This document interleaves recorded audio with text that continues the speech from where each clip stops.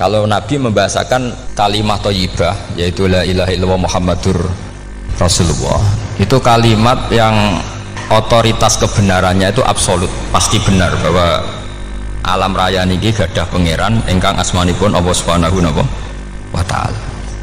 Tapi pengamalan niku, pengamalan la ilaha illallah itu harus ditalkin, diajarkan oleh orang yang spesialis ya, orang yang benar-benar mempunyai maslak. Maslak itu cara sampai kepada Rasulullah Shallallahu Alaihi Wasallam. Kalau tersemut ketika Mbah Mun sering ngendikan ihdinas siratal mustaqim siratal ladzina an'amta 'alaihim. Terus uniknya di surat Fatihah itu, ya Allah tunjukkan kami ke jalan yang benar. Itu bukan sirotoka jalan jenengan, tapi siratal ladzina an'amta 'alaihim. Sama ingat betul ketika Mbah Mun ngendikan Allah itu mboten saged ditiru. Wong Allah mboten dahar, mboten ngombe, mboten tidur. Sing saged ditiru niku nggih padha-padha manusa, sehingga disebut ihdinas siratal mustaqim siratal ladzina. Maka dalam disiplin ilmu sanad itu sampai ada kalimat ekstrim, man ta'allama bila syekhin fasyekhuhu setan. Itu tidak main-main ya. Artinya ketika orang lain menuduh dunia kiai katanya terlalu kayak kerajaan kecil, santri tidak pernah ngeritik, itu keliru. Sebetulnya memang aturan ilmu itu diantaranya untuk ilmu agama itu harus pakai apa? Sanad. Bukti ini apa? Ihdinas siratal mustaqim siratal ladzina an'amta 'alaihim. Jadi untuk mengikuti jalan Allah niku harus mengikuti jalannya orang-orang yang telah engkau beri nikmat. Telah itu artinya finish. Finish itu artinya sudah meninggal. Sama masih ingat betul kalimatnya Mbah Mun, kalau kamu ngikuti orang, kalau ingin kebenarannya permanen, yang sudah meninggal. Potongan-potongan soleh dadakan ngeten kan nggak meyakinkan. Pas ngaji gayanya kayak wong soleh, enggak mulai kumat meneh, soleh meneh, kumat meneh, itu kan nggak meyakinkan. Istighfar gini nangis, karek nonton dangdut gini nyesal. Terus apa ya, nggak jelas no? Terus gak kasil maksiat ya nyesal, gak kasil toat gitu nyesal. Itu nanti ikut partai wa akharuna atarafu bidzunubihim kholatu amalan sholihah wa akharuna sayyi'ah. Jadi orang-orang zaman akhir itu nyampur aduk antara kebaikan dan keburukan. Kayak sampean sering sholat saf awal itu ya baik, tapi ya ono sombongi. Maksudnya ono sombongi kowe iku sapa wani kok ngarep. Maksudnya itu ya ribet kan. Makanya ada wali jadi wali itu karena kalau sholat itu di belakang. Alasannya aku izin mbek pangeran, sawane kok ngarep. Jadi ilmu itu macam-macam. Bapak riyen sering dawuh, nak ana wong istiqomah ngimami masjid itu ya apik. Tapi nak keseringan ya perkarane ambisi mau digenti. Jadi istiqomah itu nak keterusan itu ya dadi ambisi. Mulane gak jelas ngimami masjid terus itu istiqomah apa mau. Artinya apa? Hidup ini nggak jelas. Justru nggak jelas itu bagus karena ketok menusane, napa? Ketok menusane. Sehingga dalam ilmu fikih itu lucu. Kalau cerita wali-wali top, Abdullah bin Umar, niku semadzhab dengan Abdullah bin Abbas. Mboten seneng urip teng tanah haram. Ketika banyak ulama, banyak sahabat seneng hidup di tanah haram, alasannya sholat di tanah haram itu seperti 1000 napa? Sholat. Tapi yang dipikir beliau bukan sholatnya, maksiat di tanah haram juga lipatannya sama. Maka rumahnya Abdullah bin Umar itu pas yang perbatasan. Nak sholat mbek bojone ning tanah haram, nak tukaran metu. Jadi ono area tukaran itu dikondisikan steril. Jadi masyhur itu. Jadi beliau nak lagi mesra mbek bojone wiridan teng tanah haram, nak tukaran metu sik. Baru tukaran secara meyakinkan karena sehingga kita di Indonesia sebenarnya punya sisi yang luar biasa karena kita ada maksiat di tanah haram. Jadi bisa saja kita ini orang keren karena tidak pernah maksiat di tanah haram. Walaupun saya tahu kaji atau umroh tambah keren karena nggak pernah maksiat di. Karena banyak juga orang yang nangis di masjid haram jebule ngenes, samu naki sing elek bojoku tok. roh wong Turki wayu, wong Pakistan wayu. Bareng roh bojone elek wireng pesek. Terus nangis, ya Allah, sakmono iki sing elek kok bojoku tok. Nah, berhubung wayah haji dikira itu religius, napa? Akhirnya sing wedok gak terima. Sakmono iki ganteng kabeh sing elek kowe tok. Makanya di haji itu pangeran nyindir faman faradha fihinnal hajja fala rafatha wala fusuqa wala jidala fil hajj. Itu pakai fi ku ing dalem. Jadi potensi maksiat kalau kaji itu fi. Justru pas haji itu pas potensi maksiat. Wong tenggene matof niku nggon tawaf niku. Terus masyaallah wong ayu ki pirang-pirang, wong ganteng ki pirang-pirang. Terus mari geger, mergo rebutan ngambung hajar macam-macam. Jadi pulau suwon ijtihad, dia napa ijtihad itu harus kita dengar. Jadi di antara mazhabnya ulama, termasuk Abdul bin Abbas itu nempat di Taif. Taif itu dari Mekah 3 jam. Alasannya nggak ingin kalau terjadi apa-apa di tanah napa haram. Kita tahu Ibnu Abbas itu mengalami konflik politik dengan Abdullah bin Zubair. Itu ekstrim betul konflik dua beliau. Akhirnya beliau milih nggak di tanah haram. Wis tukaran-tukaran lah nak raneng tanah haram. Maksudnya gremeng, bukan tukaran bacaan gremeng lah, gremeng sidik nak raneng masjid haram. Artinya jangan kira orang di Indonesia terus ndak hebat, ya hebat, punya sisi nggak maksiat di tanah haram. Ya misalnya sholat gak ngewarep nang masjid haram, jebule sholatnya ya Allah sini uang. Wis gak ngewarep ben paling afdol, jebule paling keliru coba. Mulai takbir yo keliru plus seudon. Haji Indonesia nu nak sofa walu niate rada elek. Sudah sih maca bismillah ta ora tau tak go ngarep gitu. Menurut kalau yang kesekian kali ditanya gitu. Dadi niate kok ngarep kepen ngetes sudah sih maca bismillah ta ora. Lho ngaku ape salat apa ape seudon. Bantah-bantahan. Aku krungu dhewe tau kok ngarep pancen ra maca.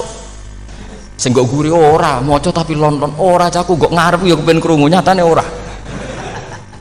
Jadi kok ngarep. Terus kedua niate iku balapan ngambung Hajar Aswad. Jadi sholatnya kok ngarep. Sekali salam langsung melayu ngambung Hajar Aswad. Iku niat apik niat elek ra roh, tapi tidak semua yang di sofa walu niate baik. Tapi niat tidak baik itu kadang baik. Itu saking apikane pangeran. Kalau kenangan cerita dari Mbah Mun yang paling saya kenang itu gini. Dulu ono santri nakal. Ya jadi ora dulu tok saiki luwih akeh, tapi sawangannya cerita kan kudu dulu karena sejarah itu syaratnya harus diomongkan dulu. Jadi aku rada kecewa mbek sejarah itu. Dulu ono santri nakal, saiki luwih akeh. Niku kepengen nginceng ninge mergo ning wayu. Niku dhisik jarang ning sepeda motor ngalor ngidul ning pasar Bangilan jarang. Dadi nek kepengen roh iku kudu dadi bakul banyu. Terus bakul banyu karena satu-satunya cara rawong ayu kudu dadi bakul banyu nyamar. Kalau jauh ini ngisine ning jero jeding. Jadi kadang ya roh ninge rajil bapan macam-macam. Kiai ini wali tenan, bukan wali debutan, bukan wali senior, namun wali betul. Nah, sama saiki dadi wali kan wis ora ono kuota wali, segelem ra gelem jumlahnya supaya tetap ada terus diangkat ngoten mawon wali ini. Lu bertahun-tahun. Kiai ini ngerti, seneng mergo digratisi, dikai rego murah. Kiai ini ngerti nek iku niate elek. Suatu saat gak ada perkembangan, santri ini mulai gremeng karena gak direspon. Diceluk ke kiai ini. Kiai pentok anakku. Nggih Yai. Kowe salat ning Masjid Haram saf awal 40 dina jamaah mbok saf awal. Nggih Yai. Kok bar tak rabekno anakku. Nggih. Seneng salat. Hari pertama ya demi dapat istri, hari kedua terus suwe-suwe ku ku nyaman. Betapa nikmatnya sujud, nikmati rukuk terus nyaman. Saking nyamannya ku berkebutuhan sholat di sofa awal. Bukan karena cewek tadi. Bareng hari ke-40 diparani mbek kiai ini. Aja mulai tak rabekno. Loh. Mboten saged, Mbah. Jare nek wis salat 40 dina tak rabek. Oh mboten, salat diterima untuk cawe tok. Mboten. Mboten ngenyak uang sholat jadi mau dijoli. Jadi orang nggak bener itu kadang ya jadi bener. Jadi dari wali kadang daftarnya lewat bakul banyu, terus kadang rodok delok wedok sidik-sidik, tapi nak pangeran ngangkat kira kurang coro. Jadi wali can iki. Akhirnya kiai ini sing nangis. Cung gelem lho cok kamu pede mantu. Iki gak gelem-gelem tenan. Ngenyak uang sholat jadi mau dijoli. Itu luar biasa. Terus malah ini ngaji gitu. Terus ngaji talqinu dzikri bahwa pada akhirnya sing paling dhuwur teng hadhihi dar la ilaha illallah. Nah saya punya trik, punya cara untuk sampean supaya la ilaha illallahnya itu sah dan meyakinkan. Nah, cara hakim itu sah dan kitab yang sering dibaca Mbah Mun diantaranya untuk kalimat itu kitab Zadul Ma'ad. Iku nak nerangno la ilaha illallah niku luar biasa. Itu kitab kesayangannya Sayyid Abdul Al-Haddad. Beliau ngendikan diantara kitab kesukaan beliau selain Ihya itu kitab Zadul Ma'ad. Itu beliau kalau ngendikan bihadihi ya maksudnya bihadil kalimah ussisatis samawati wal ardu. Jadi langit bumi dibikin. Jadi beliau mulai berpikir pertama gini, surga dibikin dengan segala kemewahannya itu bagi yang tasdek liman saddaqa bila ilaha illallah wa liman amana bila ilaha illallah. Neraka yang dibikin sebegitu ekstrim sampai anak wong dicemplungno ngenteni 70 tahun lagi ceblok. Wah, itu ora kebayang carane gawe. Entakno bego kan itu. Jadi barang nak diceblokno ning neraka itu cebloke tok ngisor ngenteni pinten? 70 tahun. Makanya kemungkinan keluar dari neraka itu kecil. Nah, agak untuk syafaat itu kecil. Wong wis kira iso kebayang kan? Itu pun diciptakan untuk yang menolak dalil. Jadi surga dibikin ya lihadil kalimah, neraka dibikin juga lihadil kalimah. Jadi hadil kalimah itu mizan, ini ukuran. Yang nerima masuk surga, yang menolak masuk neraka.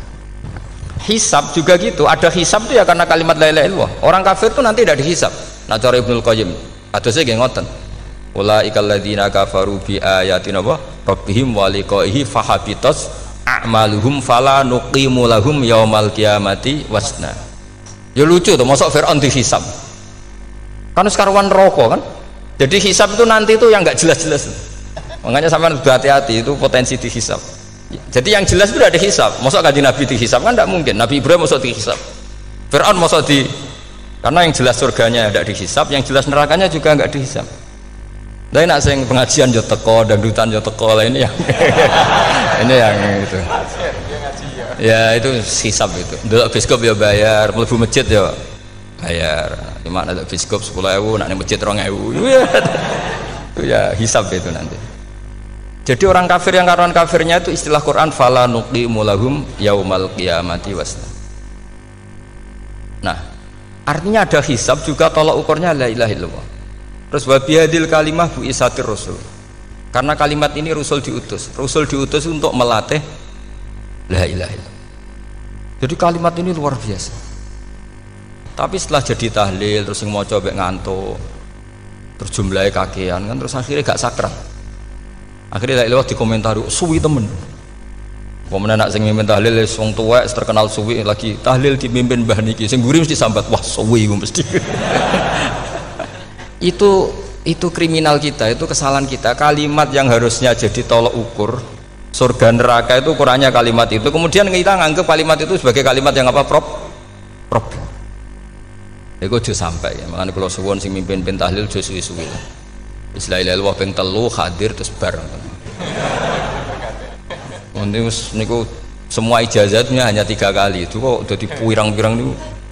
Tapi nak la ilaha illallah tolong gak hadir ya tak baleni neh dadi 6. Kok gak hadir? Jebule ping 1000 pun ndak hadir. Lah ini yang masalah. Terus kula waca ndak ini supaya sampean ngerti kalimat itu menjadi kualitasnya bagus ndak itu karena cara pandang. Itu tadi kalau sampean mikir surga dibikin semewah itu dengan fasilitas bidadari secantik itu, semuanya kelas A, itu ya bagi yang menerima la ilaha illallah. Neraka dibikin se ekstrim itu juga bagi yang nolak. Jadi ini kalimat pembeda, makanya kalimat haqqin 'alaiha nahya wa 'alaiha namun. Terus wa biha wa 'alaiha ijazah gini usume usul wa biha wa 'alaiha tren ini gini wa 'alaiha wa biha wa biha apa wa 'alaiha enggak yang di sini umumnya 'alaiha nahya wa 'alaiha namut wa 'alaiha wa biha wa 'alaiha wa biha. Oh berarti orang jelas prinsipnya, gak jelas. Jadi Pulau Suwon Mbah Mun sepuh-sepuh niku fi akhiri hayati nu sering maos talqinu dzikri. Karena memang beliau ingin di akhir hayatnya juga kita semua nanti di akhir hayatnya semuanya min ahli la ilaha illallah Muhammadur Rasulullah. Dan itu dimulai dari sesuatu yang sangat-sangat ilmiah, yaitu tadi dimulai kenapa surga dibikin untuk sing iman la ilaha illallah, kenapa neraka dibikin untuk yang menolak la ilaha illallah. Kemudian Rasul diutus untuk melatih la ilaha illallah. Nanti ada azab ya karena menolak la ilaha illallah, ada maghfirah karena yang terima la ilaha illallah. Makanya istighfar, kalau cara oleh ijtihad niku istighfar itu setelah la ilaha illallah, cara kalau oleh ijtihad di beberapa Indonesia itu thariqah punya istighfar dulu baru la ilaha illallah, tapi banyak ulama yang berpendapat dibalik, la ilaha illallah dulu baru, karena istighfar itu didengar Allah itu setelah tauhidnya benar. Ini cara madzhabnya Abul Hasan apa? Asyadzili, yaitu fa'lam annahu la ilaha illallah baru wastaghfir li dzambika ai li hadil kalimah, karena orang bisa dimaafkan itu berdasar kalimat la ilaha illallah. Misalnya begini ya, orang kafir itu kafir terus sampai 70 tahun, sekali melafatkan la ilaha illallah itu yughfar lahum ma qad salaf. Jadi kullil ladzina kafaru iyantahu yughfar lahum ma qad salaf. Artinya orang kafir itu belum pernah tahlil, belum pernah istighosah, ya belum pernah istighfar, tapi sekali melafatkan la ilaha illallah secara sah langsung yughfar lahum ma qad salaf. Berarti dulu mana la ilaha illallah sama istighfar untuk kepentingan dimaafkan Allah?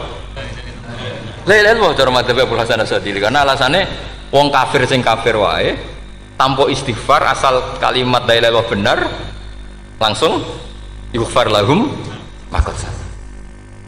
Jadi cara pikirannya Abul Hasan Asyadzili itu la ilaha illallah yang benar dan kamu baru istighfar, nanti insya Allah pasti dimaafkan bihaqqi la ilaha illallah. Jadi fa'lam annahu la ilaha illallah baru wastaghfir li dzambika ai bihadil kalimah, karena sahnya istighfar setelah kalimat ini sah. Yaitu orang kafir yang kafir berpuluh-puluh tahun itu langsung diberi bonus sama Allah yughfar lahum ma qad salaf. Nah, ukuran iyan tahu pakai apa coba? Hei para wong kafir, nak kowe mendo sangka kekafiran, ukurannya pakai apa? La ilaha illallah. Sekali la ilaha benar langsung yughfar lahum ma qad salaf. Makanya ketika Ja'far Shadiq, Sayyid Ja'far Shadiq, beberapa lama arja ayatin fil Quran adalah kulil ladzina kafaru iyantahu yughfar lahum ma qad salaf. Ketika mana kan abet sisa malaikat dia wong kafir 70 tahun Gusti mau celek luah pisan langsung jenengan sepuro, mosok kula imam tahlil boten jenengan sepuro ya. Tapi masalahnya nak malaikat ya. Tapi kowe golek wajib lah iku semari perkara iku mulai masalah kan perkara ikhlas iku mulai masalah. Nah sing guri malah meneh, tapi kowe celek luah mbek gremeng mergo kesuwen. Dan nak kesuwen wong gremeng sing dosa sing tahlil apa sing gremeng? Sing tahlil ya melok dosa mergo kesuwen, sing gremeng dosa wong kalimat thayyibah kok digremengi. Nah terusno sing ngundang ya melok dosa pisan, ribet kan? Ya ora ono fikih ngono ya ora ono. Maksudnya kula cerita daripada rawan dosa ya mendingan la ilaha illallah sing ora gremeng. Carane piye? Sing mimpin ya sing fasih sing cepet. Ngene insyaallah. Oh teng desa kula anggere muni tahlil ben Gus Pak suweneng kabeh, mesti cepet, jamin mesti cepet. Kalau sering ngomong, aku cepet lah luwih mandi sing suwi. Mergo suwi mari dosa gremeng lho, perkara. Nah kiai-kiai kan do sungkan mek kula. Nah teng adat masyarakat kan nggih sampai Gus sampai anak kiai kan sungkan, dadi kiai-kiai sing tua-tua akhirnya melok cepet. Dan ini harus dielmoni. Saya ulang lagi ya. Sebetulnya dalam thariqah Syadziliyah itu la ilaha illallah dulu baru istighfar. Alasannya apa?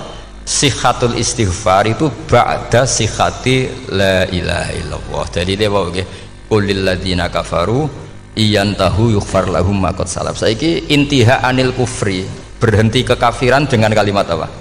La ilaha illallah. Itu langsung yughfar lahum ma qad salaf. Dan Allah ngendikan fa'alam annahu la ilaha illallah baru wastaghfir li dzam ai bihadil kalim. Artinya gini, bisa saja istighfar kita itu tidak didengar Allah karena tauhid kita tidak pernah benar. Mau ngelafat notok tapi tauhidnya tidak benar. Maka terus dibutuhkan latihan-latihan dari ahlul ilmi, misalnya kayak Imam Sanusi, kayak Imam Asy'ari. Itu pelatihan-pelatihan la ilaha illallah dengan pemaknaan yang luar biasa. Misalnya begini, ambil saja la ilaha illallah itu dengan makna seperti ini. Tidak ada sesuatu yang maujud kecuali disebabkan oleh yang super maujud. Alam raya ini, langit bumi ini kadung berstatus maujud. Kan nggak mungkin yang maujud diciptakan yang tiada. nak ngono mau hadhil maujudat khalaqaha wajibul wujud. Lah wajibul wujud ini yang bernama Allah Subhanahu wa ta'ala. Maka kualitas Anda iman tuh lebih tinggi. Selama ini kan enggak orang no pangeran kecuali Allah. Terus Allah itu yang siapa? Ya Allah yang siapa itu harus kamu berani mensifati. Allah belum pernah menceritakan dirinya di Quran kecuali beliau dia mensifati zatnya. Saya adalah sing khalaqas samawati wal arda misalnya. Saya adalah zat yang begini. Karena itu dengan cara itu bisa dikenali. Ya, dengan cara itu bisa dikenali. Makanya Allah itu harus kita kenali, yaitu lewat ma'rifatullah. Ibadah tertinggi adalah ma'rifatullah. Ya caranya ma'rifat tadi dimulai. Gak mungkin alam raya ini kemudian diciptakan oleh al-adam, sesuatu yang tidak ada. Pasti yang namanya maujudat diciptakan yang maujud. Karena maujud ini maujud pencipta harus super. Lah super itu bahasa Arabnya wajibul wujud. Karena pencipta harus awal. Gak mungkin Fir'aun itu Tuhan lahirnya di bumi, berarti dulu buminya ketimbang Fir'aunnya. Tuhan-Tuhan yang lain juga begitu, masa dulu buminya ketimbang Tuhannya. Makanya Allah pasti Tuhan betul karena bersifat awal, bersifat qadim. Nah kalau kamu mulai latihan gitu, iman kamu itu bil bayyinah. Dan syaratnya iman yang benar adalah bil bayyinah. Bayyinah itu jelas welo-welo. Makanya semua nabi memaklumatkan diri, qul inni ala bayyinatim mir rabbi. Lam yakunil ladzina kafaru min ahlil kitab wal musyrikin munfakina hatta ta'tiyahumul bayyinah. Jadi kamu harus punya otoritatif kebenaran sing sampai welo-welo itu layak balus syakka wal irtiyab, sudah agak bisa ragu lagi. Nah saya khawatir kalau kita sudah tidak ngaji seperti ini, la ilaha illallah itu mau rutinitas. Pemenang nak kasiat ribet mana kan? Nak diwaca 1000 kasiat ini, nak diwaca 2000 kasiat, wah itu ngawur lagi. Saya itu kemarin ketemu banyak orang pintar lah di Jogja. Itu saya cerita, mereka tanya saya, Gus kenapa engkau jarang berdoa? Saya bilang saya itu sering berdoa, cuma mungkin Anda tidak tahu kata saya. Doa itu syaratnya harus setelah sihatil iman, imannya itu benar.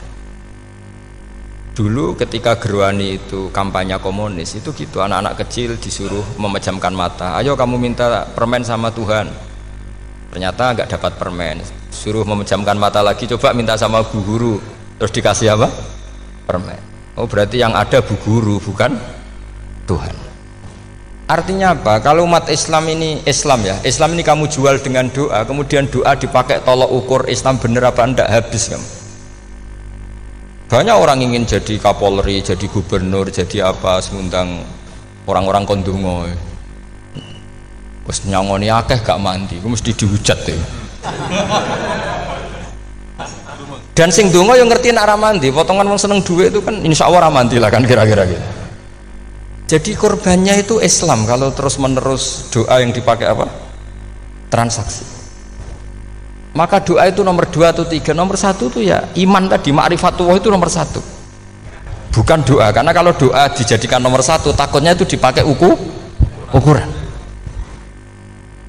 Makanya ketika orang kafir minta sama Nabi, minta itu ya bahasa Arabnya doa, untuk mengubah Mekah jadi begini, untuk mengubah Mekah jadi makmur, jadi ada sungainya, roh. Nabi gak mau. Padahal Nabi kalau doa pasti mustajab apa enggak? Tapi andikan itu diturutin, maka ukuran iman selalu pakai doa. Dan itu bahaya jangka panjang, karena Nabi perso pengganti beliau-beliau kamu-kamu yang nanti doanya tidak mandi, itu bahaya, itu tidak prospek cara hitung-hitungan. Iya nak zaman Nabi donga mesti mati. Nak ketika era sampean dia nak kiai tenan Pak, kalau donga ana sugih, nak ora sugih kira kiai kan ribet. Mungkin dhewe kiai ora sugih kan ribet kan. Maka kita sebagai ulama itu punya hitung-hitungan. Nah beda dengan pakai ma'rifatullah. Misalnya begini, ini contoh paling gampang. Orang kafir itu dulu ngukur kebenaran Muhammad, mereka tentu manggilnya Muhammad.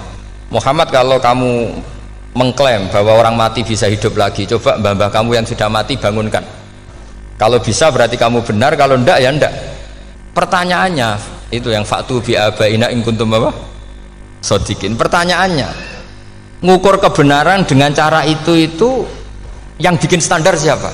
Nah, Nabi itu sempat terdesak karena itu dipakai ukuran. Tapi kalau pakai ilmu mantek, jawabannya lebih gampang. ngukur kebenaran dengan cara itu versi siapa? Versi saya. Kamu benar itu kalau bisa membangkitkan orang mati. Terus jari Nabi, ya kalau versi kamu ya kamu yang membangkitkan, nanti ditanya bareng-bareng. Loh ini kan kita seperti itu kan, kita sering. Artinya apa? Islam ini yang bisa mengawal hanya ilmu.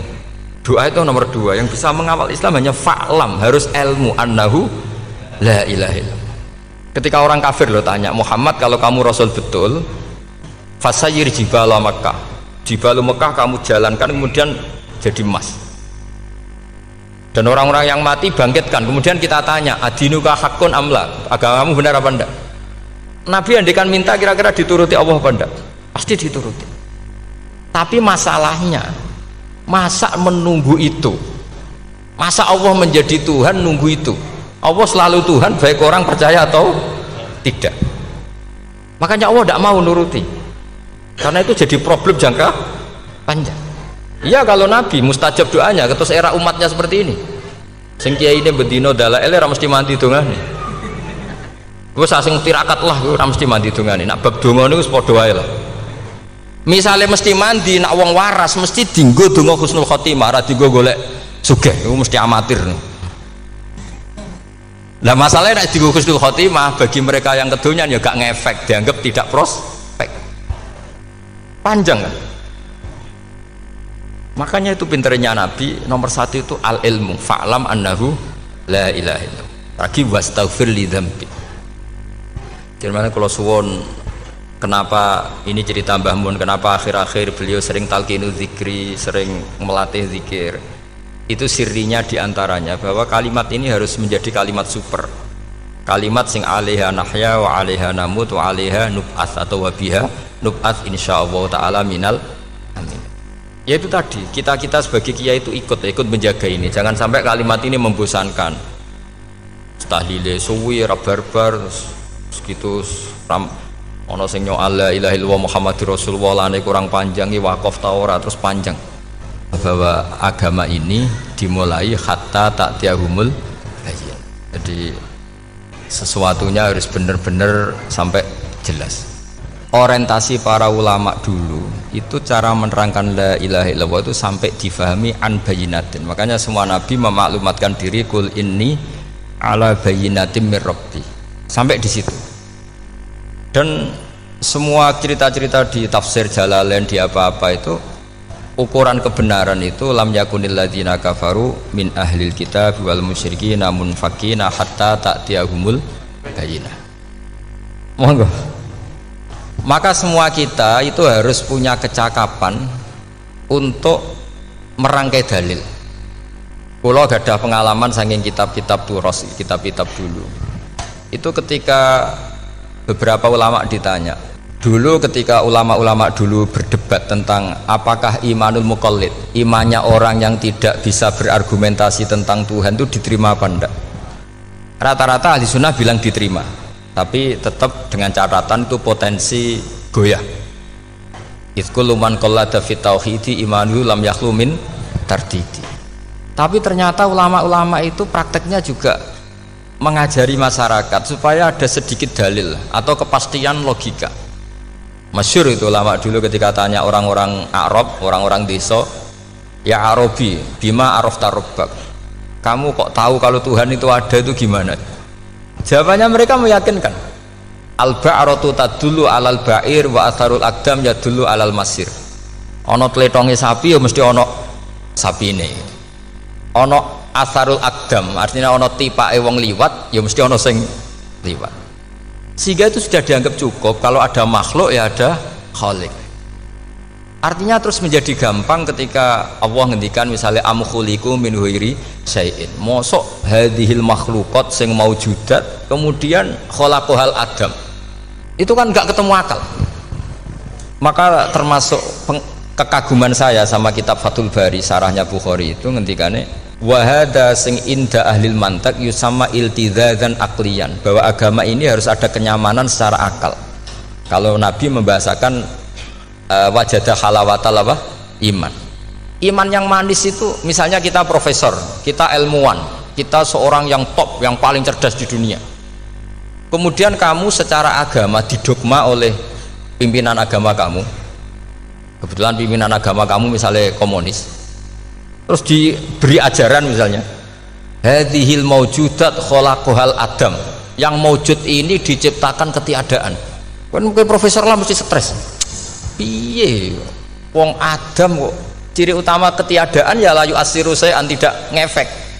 Bandingkan dengan misalnya kita goblok lah, petani lah, wong paling goblok lah misalnya diajari bumi ki ana mbah wonten, terus sing gawe bumi ana ya ana, wong barange ana kok sing gawe ra ana. Lebih gampang. Lah itu cara Fathul Bari, hadaddin itu mudah sekali, sahlah qoriba. Kalau dalam baca Said Abdul Al-Haddad itu hadil kalimah sahlah qoriba. Sahlah qoriba itu enak difahami karena ya sudahlah, kalau hadil maujudat ya khalaqahal maujud. Berhubung maujud ini maujud khaliq ya wajibul wujud, kira-kira maujud super lah atau kausa prima atau apa. Jadi segampang itu ulama menerangkan tauhid. Nah khawatir saya kalau penjelasan seperti ini sudah hilang, terus mau wong takok kasihate nak maca sakmene paket ngene, nak sakmene paket ngene. Lah anak ramadi terus mental jute la ilaha illallah ya ngobos. Nah ini kan jadi tersangka.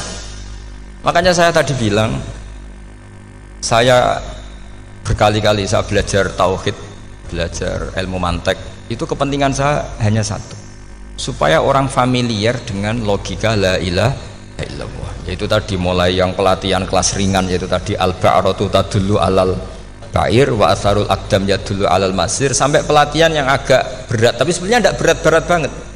Karena tadi am khuliqu min ghairi syai'in, masa kalian semua yang sebegini hebat maujudat kemudian kamu disebabkan oleh sesuatu yang tiada. Iku mbok sampean profesor lah iku ora iso logika, wong barang ra ono kok nyebabno. Al-aqdam yadullu alal masir. Jadi ono teledong ya mesti ono sapi ini. Ono tipak tracakane tak kaki ya berarti ono sing barli liwat. Artinya hadil alam ini atharun min athari kudratil. Terus kalau suwun kula wau mun maca sanad talqinu dzikri dari Mbah Mun, dan saya berharap kita ini saling menopang. Makanya saya Gus Yofur itu sering belajar mantek sampai belajar usul fikih, karena nggak bisa kita tanpa ditopang ilmu-ilmu seperti itu, tidak bisa, karena banyak khurafat, banyak syubhat. Termasuk penumpang paling gampang adalah Anda berislam secara senang, secara ceria, supaya tidak kepikiran nyuwun sewu pindah agama atau pindah ke yang macam-macam. Makanya diantara rumusnya Islam itu raditu billahi robba. Raditu itu puas, sampai cari di kamus, ridho itu puas, marem. Ojo mbok maca di pangeran Allah pah-poh. Makanya kalau berharap jenengan jangan sering berdoa, nanti gampang kecewa. Karena potensi tidak mandinya lebih tinggi gitu loh. Jadi pokoknya seneng pangeran. Pangeran ku sapa sing gawe langit bumi, sing ngekek oksigen ora usah bayar. Sing aku elek lah ya payu rabi. Nyifati pangeran sing wis terjadi lho. Ora usah bayangno. Wah aku jaluk jadi bupati ya ora jaluk sugih, ribet. Lho kula kecelok wong alim, mboten nate nyifat donga nemen-nemen. Sing wis kliwat e. Ngaku ya wong narukan ya nyatane payu rabi. Umume wong di mobil kuwi di mobil. Umume wong bingung ya sering melok bingung. Sudahlah, sudah sebetulnya. Lho kok sampean kok ora top ya coba. Wong melarat sekolah ya ora tamat, ya tetep oleh menghirup napa oksigen. Presiden seneng dadi presiden, kowe ngopi untuk utangan ya wis semeneng. Semula ra diusir bojo ya wis semeneng. Sebenarnya seneng itu gampang. Mbok yo nyifati pangeran sing wis gampang-gampang lah, kayak di Quran itu nyifati Allah itu alhamdulillah alladzi atamani wa saqoni. Aku melarat lah nyatane kelar mangan. Ya sudah yang gampang-gampang. Lah sampean ndak kakian donga ben sugih. Kula bolak-balik cerita, kula nanti dilani wong elek. Rayu elek sowan kula. Kula kenangan terbaik saya dadi kiai gini. Gus kula dongakno dadi sugih. Tenane, Mbak? Nggih, tak critakno. Nak bojomu iku sugih. Sing pertama ditata apa? Omah Gus ya, omah ditata. Suwe-suwe mobil ditata Alphard. Terakhir sing dievaluasi ku sampeyan. Omah wis apik, mobil wis apik, sing elek apa? Bojomu mesti sampean kena evaluasi. Iku wis mesti ya. Akhirnya Srasido. Jadi kula nu nate bully tiyang terbaik lah. Kenangan saya terbaik jadi kiai ini gini ku. Akhirnya iya Gus. Kan gak mungkin omah suwapi, mobil suwapi. Coba yang kamu evaluasi apa tuh? Mulai artinya sudah lah, tidak usah kepengen itu dikurangi lah. Hubungan kita dengan Allah itu mensifati itu insya Allah pasti lebih indah. Ya misalnya kita Islam ya alhamdulillah alladzi hadana li hadza ma kunna linahtadiya laula Sudah, tapi sekali sampean mikir, tak rewangi Islam yo mesti mlebu swarga. Oh, mesti kena was-wase setan tak jamin. Tak rewangi salat yo mesti swarga. Tapi nak sampean alhamdulillahilladzi ja'alana minas sajidin wasyakirin aman. Maka alhamdulillah itu kalimat paling keren. Makanya da'wahum fiha subhanakallahumma wa tahiyyatuhum fiha salam wa akhiru da'wahum alhamdulillahirabbil alamin. Jadi pokoke ngoten. Sore pura usah kakek jaluk, karena potensi tidak mandi itu tinggi. Sama ndak kutub, ndak ahdal, ndak abdal, ndak apa saja. Yes dongo umume wong-wong lah. Dunia hasanah, fil akhirati hasanah, wa qina adzabannar. Hasanah go piye artine pokoke hasanah. Pokoke hasanah fil akhirati ya hasanah. Nek ora iso hasanah ya rabi cah itu jenenge hasanah pokoke sementing. Karena kula niku pengalaman dadi kiai, angger wong kok kakean donga mesti kakean ngeluh. Ya karena potensinya ada mandi. Jajal kan mendung apa jajal. Selama ini kan, njuk mapan yo ora tau mapan, njuk sugih yo rakus. Wis diparing cara pangeran wis maringi, jebule sampean ingin lebih.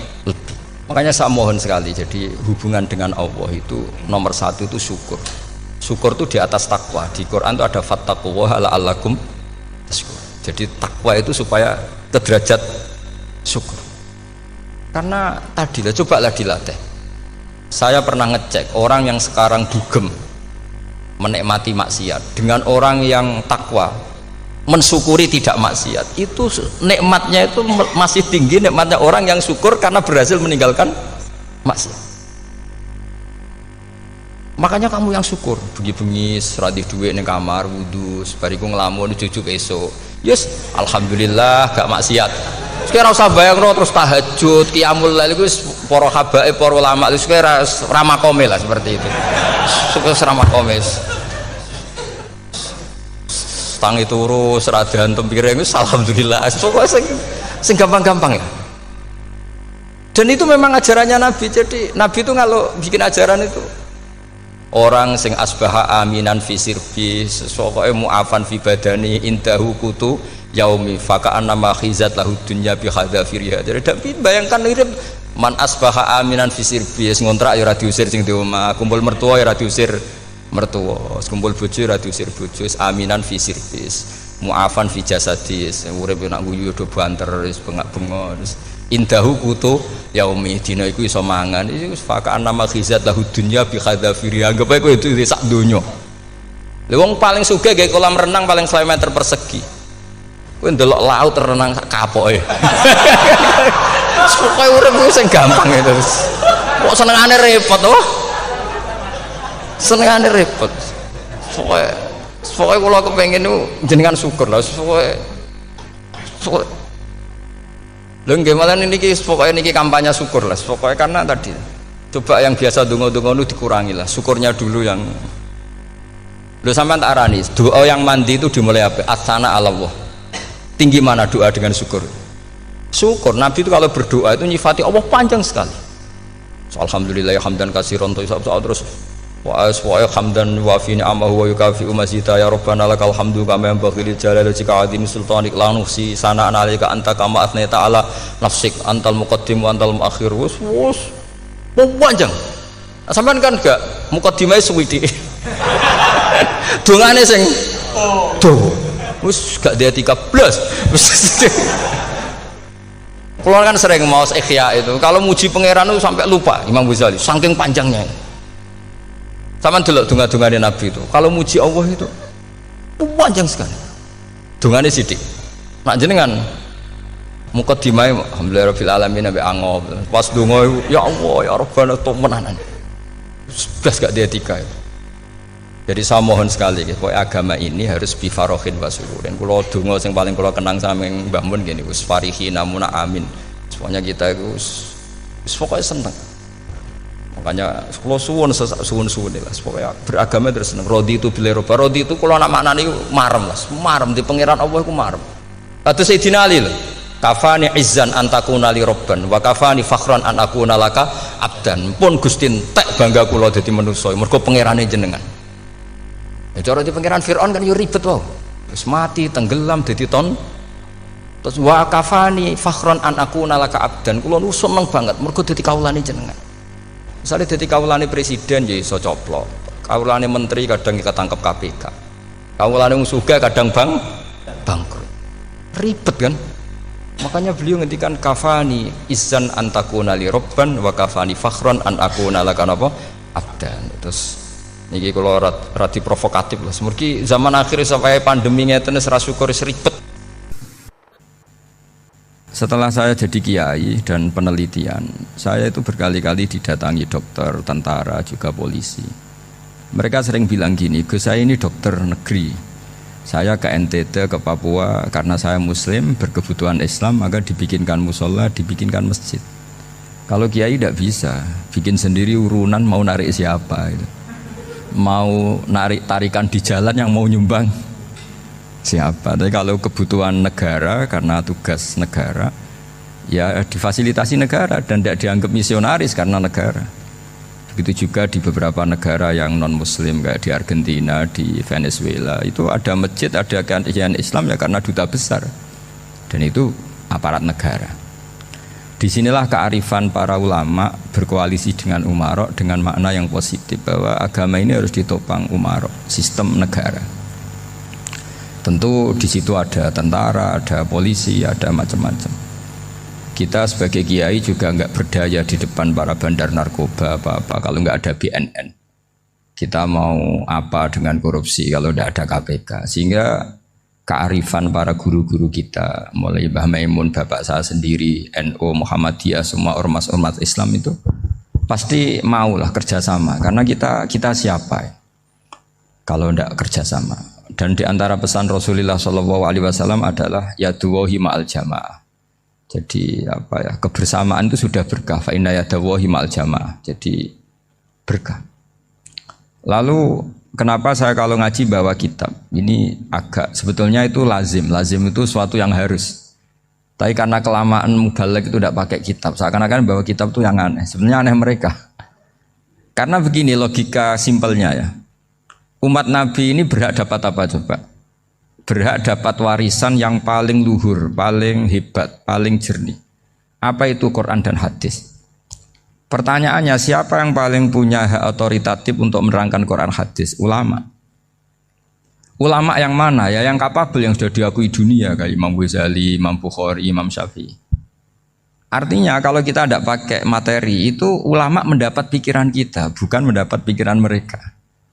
Saya ulang lagi, kalau kita tidak pakai materi yang otentik, yang orisinil, umat ini mendapat pikiran kita, bukan pikiran mereka. Maka saya berusaha supaya teman-teman atau semua umat Islam dapat pikiran-pikirannya Imam Ghazali, pikiran-pikiran Imam Bukhari, pikiran-pikiran Abdul Qasim Al-Junaidi, kejernian-kejernian Abu Yazid Al-Bustami. Kejernian itu diantaranya adalah misalnya makalah yang menurut saya itu makalah yang super. Jadi untuk ngadepi krisis karena COVID atau karena apalah. Itu lama dulu sederhana sekali. Beliau punya rumus yang mungkin jarang didengungkan orang, tapi saya akan kampanye rumus ini.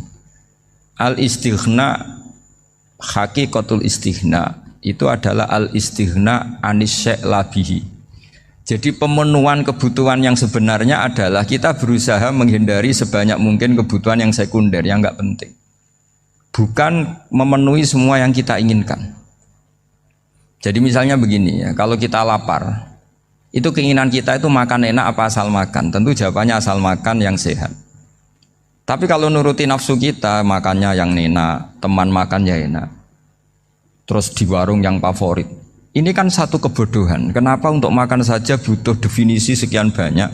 Yang kita harus kecewa, warung favoritnya bisa sudah tutup. Atau kita ke sana harus macet. Ribet.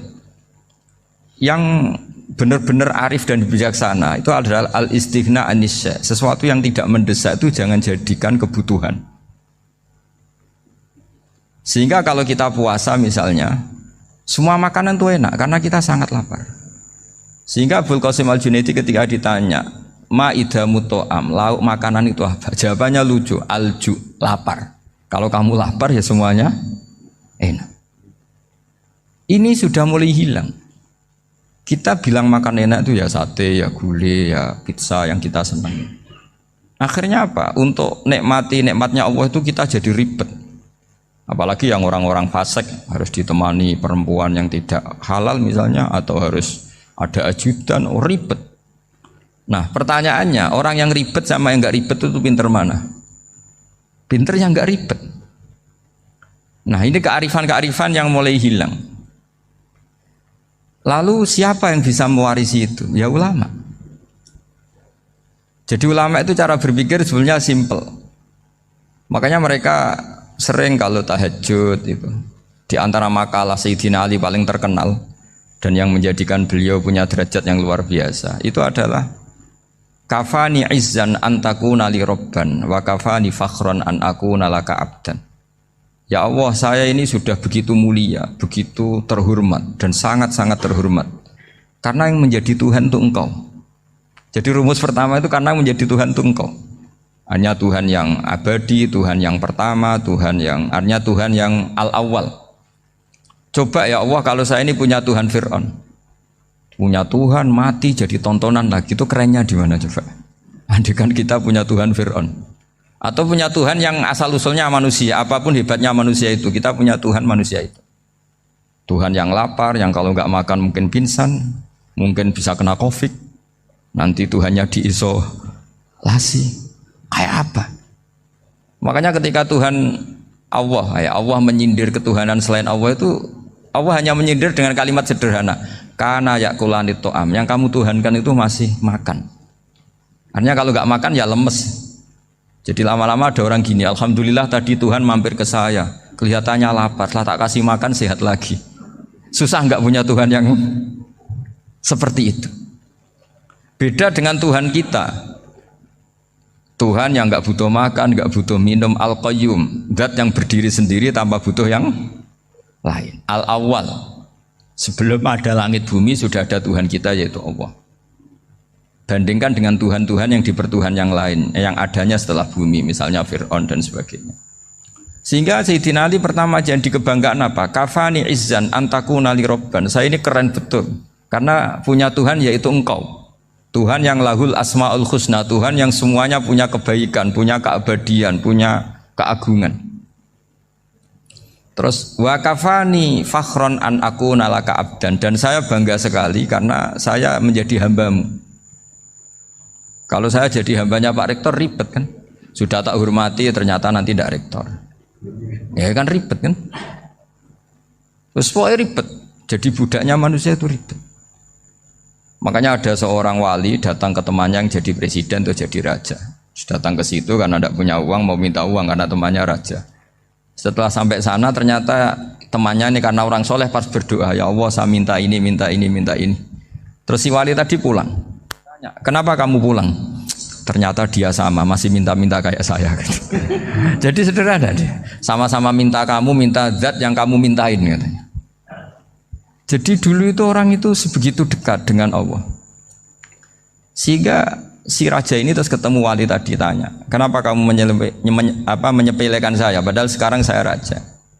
Terus ditanya sama wali tadi, karena temannya, kalau kamu di padang pasir tidak bisa minum dan harus minum 1 gelas, dengan ongkos kamu harus mengasihkan semua kerajaan kamu demi minuman itu. Pilih mana, minuman apa tetap jadi raja? Ya saya milih bisa minum. Saya tidak raja tetap hidup, tapi kalau nggak minum mati. Bagaimana Anda bangga dengan satu kerajaan sing la yusawi kak samain, yang tidak sama dengan segelas air. Jadi artinya terus mereka melihat jadi raja itu ya biasa, jadi presiden biasa, jadi rektor biasa. Karena mereka biasa berlogika, hakikatul izzah itu ya taqarrub ila Allah, yang benar-benar terhormat itu ya dekat dengan Allah. Begitu seterusnya mereka bikin paradok-paradok yang aneh, tapi itu menjadi pelajaran. Bapak saya Ki Nur Salim itu senang baca anekdot Nasiruddin Koja. Itu kalau bikin orang-orang aneh, itu dia datang ke satu pesta, pakai baju lusuh, pakai sarung lusuh atau celana lusuh, sama Sohibul Bait yang punya acara dibiarin. Setelah dibiarin dia pulang pakai jas, pakai dasi, pokoknya keren. Dihormatin, pakai alpat, pokoknya dihormatin, silahkan. Pas dia disuruh minum, minumannya itu disokkan saja ke sakunya. Jas, kamu harus minum yang banyak karena kamu yang dihormati, bukan saya. Terus makanannya semuanya diletakkan di saku, ada nggak apa? Ayo kamu makan yang banyak. Alphardnya juga gitu, dikasih sate apa? Ayo kamu makan yang banyak. Mereka tidak melihat saya, melihat kamu. Akhirnya orang satu pesta itu istighfar semua, berarti kita ini salah. Terus dia pidato, kenapa kamu ngomong gitu? Tadi saya datang, orangnya sama. Gara-gara beda pakaian, penghormatannya beda. Berarti yang berhak dapat makanan ini jasa ya, bukan saya. Betapa naifnya kita sebagai orang. Ternyata kita masih hormat sesuatu yang seperti itu, yang atribut lah. Jadi orang-orang sufi itu orang yang bisa menertawakan dunia. Akhirnya ya, pertama dia dianggap orang gila. Masa jas dikasih makan, dikasih minum. Tapi secara fikih dia benar, haram dia makan. Karena pas dia datang dibiarin, setelah pakai jas dikasih makan. Berarti hakikat yang dapat rezeki siapa? Jasnya apa orangnya? Jasnya apa orangnya? Jasnya. Jadi itu orang-orang sufi, kearifan orang-orang dulu itu bisa ngelola hal-hal yang keseharian menjadi luar biasa. Ada seorang wali melihat istrinya makan satu piring, anaknya makan satu piring. Ditanya, kalian kenyang? Wah, kenyang sekali.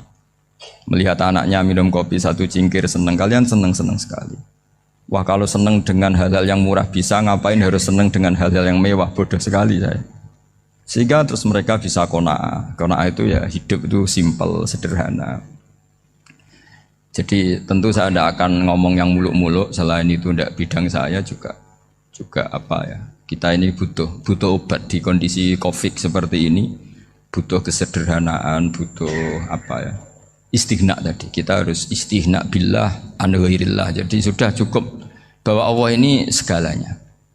Sehingga tadi saya dengarin himnenya Unisula, yang paling saya kagum adalah dimulai dengan kalimat-kalimat thayyibah. Di antara tugas suci Nabi Ibrahim dan semua Nabi adalah wa ja'alaha kalimatam baqiyatan fi aqibi. Nabi Ibrahim itu Nabi yang diberi gelar Allah. Dia adalah Nabi yang menjadikan kalimat tauhid itu kalimat yang abadi. Fi aqibi, di anak turunnya, di semua generasinya. Baik anak turun karena gen maupun karena pembinaan, karena pendidikan. Ini penting sekali saya utarakan karena apa? Satu kehidupan itu sebenarnya digerakkan oleh kata-kata, oleh moto kalau orang bahasa modern. Sehingga banyak ulama mengatakan al-ibarat kutun li'ailatil mustami'in, bahwa redaksi atau moto atau pegangan hidup itu penggerak kehidupan. Sehingga sebetulnya manusia itu digerakkan oleh kalimah-kalimah itu, oleh moto-moto itu, oleh prinsip-prinsip hidup itu. Misalnya orang Palestina itu tiap hari ke pasar gitu. Mereka ke laut itu. Ditanya, kenapa tidak takut tembak Israel? Jawabannya lucu. Kena tembak ya mati, enggak makan ya mati. Enggak kerja ya mati. Ya sudah, sama-sama mati ya mendingan aktivitas normal. Tapi saya tidak menyarankan itu untuk melawan Covid. Ini cerita saja. Kamu jangan provokator itu. Karena ini wilayah sensitif. Jadi banyak orang yang poligami, kalau ditanya alasannya gitu, istri satu ya cerewet, dua ya cerewet, mendingan 4 katanya. Ya banyak ya gitu. Tapi ada yang kebalikan, istri satu cerewet saja hampir jantungan, apalagi 4, tinggal matinya kan gitu. Itu semua yang menggerakkan itu kalimat. Kalimat itu satu pegangan. Banyak orang loh yang nggak ingin jadi rektor tuh banyak loh Pak Bejo. Jangan kira semua dosen ingin jadi rektor. Melihat rektor sibuk rapat mempertahankan reputasi Unisula, terus sering pegang kepala. Ngapain repot-repot? Jadi tukang sapu aja dapat gaji, ngopi, rokokan, selesai. Bodoh amat jadi rektor, mikir orang banyak. Banyak loh orang yang ingin jadi presiden tuh banyak. Karena ngopi nyaman, gak ada yang ganggu. Mau tidur sampai jam 9 siang juga gak ada yang ganggu. Sehingga mereka melihat pegawai negeri itu gak keren, orang kok diatur jam, disiplin. Itu memang cara Allah membagi rahmat. Mau kamu apakan coba? Cara syukurnya dia seperti itu. Bapak saya dulu tuh sering ngajarin saya, diajak jalan-jalan pagi-pagi. Melihat orang ngopi, makan uduk itu bapak seneng. Kok enak jadi wong awam. Ngene esuk-esuk nyemak bocah kesel kabeh kono enak ngopi rokokan. Bapak kadang iri sama orang awam itu iri. Sudah gitu berharap masuk surga kan enak, sudah gitu. Tahu-tahu mati, tidak tahu ke surga apa ke neraka ya tidak tahu. Jadi Nah, orang dulu itu orang yang bisa mensederhanakan dunia. Sehingga ya sudah cara bahagia. Makanya saya alhamdulillah saya ini kerjasama sama UII sama beberapa kampus. Memang amdan itu sengaja. Kampus itu ya punya sistem yang nggak bisa mewakili sistem kiai. Kiai juga punya sistem yang nggak terwakili oleh kampus, juga sebaliknya saling melengkapi. Saya sering ketemu rektor UII, rektor kampus-kampus Islam. Mereka cerita, Gus, pendidikan pondok harusnya dimodernkan gini-gini. Saya bilang, kalau pondok modern kayak kampus itu nanti saya ketemu Allah tidak bisa jawab. Kenapa, Gus? Saya beri contoh gini. Kalau misalnya perempuan perawan lah atau apa saja, pokoknya perempuan mau tanya tentang menstruasi atau haid. Kalau semuanya sistem kampus, dia harus kuliah dulu. Registrasi dulu, kuliah dulu, bayar dulu. Dan dapat jawabannya nunggu mata kuliah pas itu. Bandingkan kalau sistem pondok, saya tuh sering ke pasar sama anak saya dicegat sama ibu-ibu. Gus, anak saya ngalami gini-gini, keluar darah terus menerus, nggak 6 hari tapi 1 bulan penuh. Itu hukumnya apa, Gus ya? Nanti saya mau sowan ke jenengan. Nggak usah sowan, di sini aja. Ya sudah, sebelum mengeluarkan darah yang rutin seperti itu biasanya haidnya berapa hari? 6 hari, ya sudah ikut yang 6 hari, yang lainnya istikhadah. Ngoten tok Gus, ya udah ya. Begitu terus di masalah udhiyah, Pak. Ya coba kalau semuanya pakai sistem kampus, daftar dulu, bayar dulu. Jadi ini nggak ada jawabannya, nunggu mata kuliah itu baru dapat jawaban. Itu biasa nggak sholat bertahun-tahun karena belum ada jawaban tentang itu. Nah itu kalau misalnya orang mati, tahunya cara memulasara jenazah itu nunggu kuliah dulu, pas mata pelajaran itu dulu, baru menangani orang mati. Berarti orang mati itu tergeledak semua. Tapi kalau kiai kan enggak. Kesini orang mati terbakar, kalau dimandiin malah badannya copot-copot, itu gimana hukumnya? Ini ada orang mati Gus Kendat, ini disolati apa enggak? Ada orang mati oplosan itu disolati enggak? So sering ditanya gitu. Gak usah registrasi Pak Rektor, gak usah registrasi, gak usah daftar, gak usah seminar. Makanya kalau orang kampus wani kiai itu ya kualat tenan itu, karena ini yang on time ya. Tapi pondok seperti saya ya ikrar seikrar-ikrarnya pentingnya kampus karena melatih efisiensi waktu, disiplin, tata kelola manajemen sehingga kita ya hormat. Tapi tadi kita harus saling melengkapi sehingga saya tunjukkan ke publik bahwa saya hormat sekali sama polisi, sama tentara. Coba kita bisa apa ngadepi bandar narkoba kalau enggak polisi? Bisa apa coba menjaga NKRI kalau enggak tentara? Begitu juga ya sudahlah kita memang fa inna yadallahi ma'al jamaah, kita berkah itu kalau bersama-sama. Enggak bisa kita sendiri. Nah lalu orang kayak saya itu ya beberapa kali sebetulnya saya itu ditawanin jadi dokter honoris causa apa. Kekhawatiran saya satu Pak Bejo, takut pas gak punya uang. Itu dokter gak di duit kan gak pantas gitu. Jadi repot gitu, daripada beban lah sudah lah gak usah dokter. Jadi kalau gak punya uang ya pantas, terus kalau ngebis ya pantas. Suatu saat kalau mati gak ada yang hadir ya pantas, enggak dokter gitu. Kalau sudah dokter kok masuk neraka, kayaknya apalagi rektor kampus Islam kok masuk neraka itu kan kok kayak nggak pas itu. Misalnya rektor Unisiola ditanya mungkar nakir nggak bisa kan kayak gimana gitu. Makanya harus sering ngaji saya supaya nggak malu di depan mungkar nakir. Masa rektor ditanya mungkar nakir nggak bisa. Harus berani bentak, ini saya rektor loh Pak mungkar nakir. Masa kalau wali-wali dulu berani. Masyhur di cerita wali-wali ditanya marabbuka manabuka, saya ini guru tauhid. Kok kamu tanya marabbuka manabuka yang ngelotok? Kok kamu tidak pernah ngaji enak aja tanya. Jadi wali-wali itu ya rileks ngadepi mungkin. Saya yakin rileks wali di Bang Pak Rektor, saya yakin itu. Karena wali itu lebih dekat Allah. Sehingga orang dulu itu saya ulang lagi ya, ada satu kearifan namanya hidup itu apa? Hidup itu adalah cari sebanyak mungkin supaya hidup itu tidak tergantung pada banyak hal. Sehingga misalnya cara berpikir orang-orang modern itu sebenarnya banyak orang-orang ilmuwan yang nggak ngagumi Amerika. Bukan karena angkuh ndak. Untuk mempertahankan kebesaran negara sebesar itu, kebutuhan listriknya besar, kebutuhan tentaranya besar, kebutuhan apa? Sementara negara kayak Venezuela atau Swiss kebutuhannya ada banyak. Pertanyaannya, yang tergantung dengan banyak hal sama yang tidak tergantung banyak hal, itu pinter mana? Kalau dibalik pertanyaannya gitu, negara-negara maju itu tidak keren kalau dibalik pertanyaannya. Orang yang untuk mempertahankan eksistensinya banyak, butuh banyak hal, dengan yang tidak butuh banyak hal, itu pinter mana? Orang yang bahagianya nunggu jadi dokter, nunggu jadi kiai besar, kiai viral, dengan orang yang bahagia cukup dengan ngopi, itu pinter mana? Tapi kalau dibalik pertanyaannya, orang yang tahunya nikmat hanya kopi dengan nikmat yang banyak, pinter mana? Makanya Mbah Mun tuh kalau guyon itu lucu. Aku iku sakake ambek wong desa sing mlebu swarga.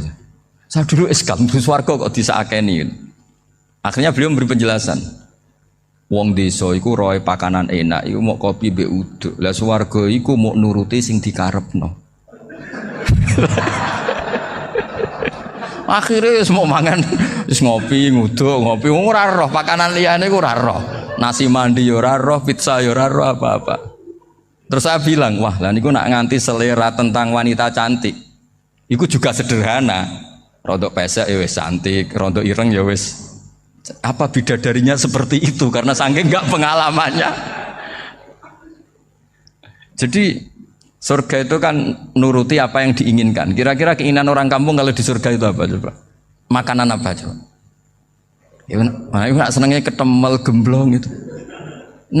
Artinya malaikat lebih suka nangani surganya orang-orang kampung di Bang Pak Rektor. Ini sudah ribet ini. Makanan apa saja sudah dicoba ya. Terus kalau di mall tahu orang macam-macam, seleranya macam-macam pasti. Enak mana kalau sampai jadi malaikat pelayan surga? Suka ngelayani orang kampung apa yang orang kota? Orang kampung kan? Jadi ya itu guyon ya, guyon tapi itu menjadi pikiran kita bahwa orang yang banyak kebutuhan itu sebetulnya banyak kebodohannya karena menggantungkan kebahagiaannya dengan banyak hal. Makanya Imam Syafi'i ngendikan istighna itu apa? Al-istighna anisya'i. Yang dikatakan kecukupan adalah berusaha sebanyak mungkin banyak hal tidak kamu butuhkan. Bukan memenuhi semua kebutuhan kamu karena nafsu kamu ini tidak ada batasnya gitu. Kalau kamu penuhin nggak akan selesai. Itu ada perempuan yang kurang cantik itu minta doa saya, Gus doain suami saya kaya. Terus tak guyonin, terus nggak minta. Kalau suami kamu kaya, yang pertama dirubah itu apa? Rumah supaya rumah saya bagus. Kedua apa? Mobil supaya mobil saya bagus. Nanti yang dievaluasi itu kamu. Mobil bagus, Alphard, rumah mewah, istrinya kamu. Pasti itu dievaluasi. Langsung enggak usah. Sudah gini aja kan. Jadi pertama yang dievaluasi itu kaya itu coba kalau suami kaya itu yang dievaluasi pertama rumah ya. Rumah ganti. Setelah itu apa? Mobil. Kira-kira berikutnya. Akhirnya sudah enggak jadi. Nabi Ibrahim itu pernah minta umur panjang. Keren umur panjang. Sama Allah enggak dijawab. Datang orang tua gitu mertamu ke Nabi Ibrahim. Terus disuguhi dikasih kurma. Apa itu? Kok kurma apa? Anggur yang sudah matang sekali. Sudah dimakan. Setelah dimakan meler keluar lagi. Dimakan lagi meler lagi. Terus Nabi Ibrahim masuk lagi ke kamar. Ya Allah, doanya tak cancel. Nanti kalau saya tua kayak itu. Jadi Allah itu enggak jawab langsung tapi ngirimkan itu. Akhirnya ya Allah enggak jadi. Nanti takut itu. Saya pernah ngalami jadi kiai tadi ada ibu-ibu ya enggak pati cantik lah. Suaminya tuh miskin sekali. Minta doa saya supaya kaya. Bareng tak kasih pertimbangan itu udah enggak usah. Enggak jadi. Jadi itu kearifan. Tapi kearifan ini harus kita tanamkan. Saya enggak bisa membayangkan Indonesia yang besar ini andai kan enggak ada qanaah. Nerimo ing pantum. Coba sekarang ada Covid. Andai kan Indonesia tuh kayak Perancis. Saya beberapa kali punya tamu orang yang hidup lama di Perancis, bahkan dapat istri orang Perancis. Itu dulu gak begitu mencintai Indonesia. Tapi setelah di Perancis 2 tahun, wah Indonesia hebat.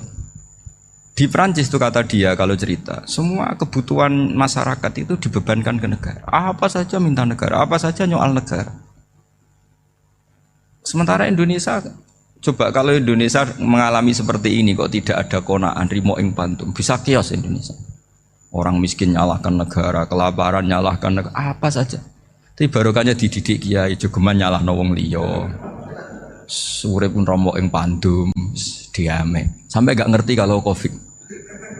Banyak tuh orang-orang kampung itu, orang lugu-lugu itu. Mbah niki saking Covid, salam ning Covid muga-muga umure panjang. Dikira Covid itu nama orang yang ahli sosial itu. Mbah niki dana saking Covid. Matur nuwun sampekno salamku muga-muga umur panjang. Bingung kan yang nganterin ini. Ini gimana yang mau menjelaskan?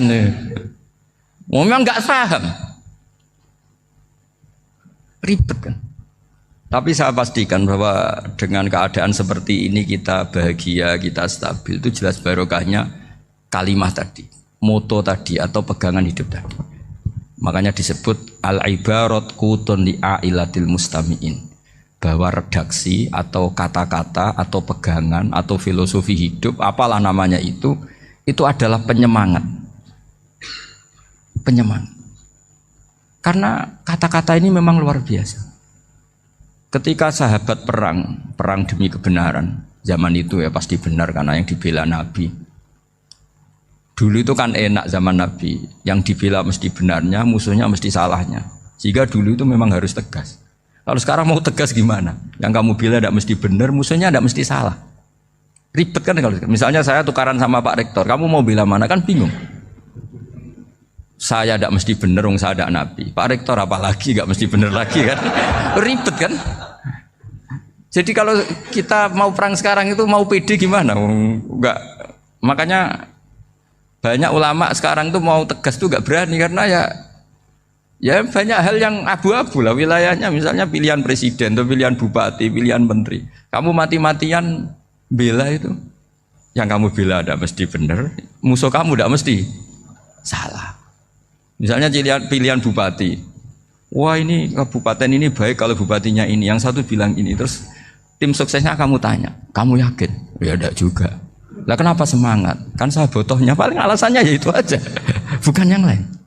Beda dengan zaman Nabi, Nabinya mesti benar, Abu Jahalnya mesti salah. Kan enak, aturan mainnya jelas.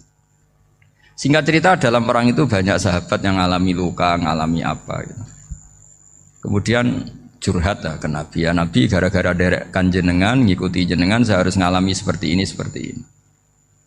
Ngiranya orang itu diapresiasi sama Allah keluhannya. Ternyata sama Allah gak diapresiasi.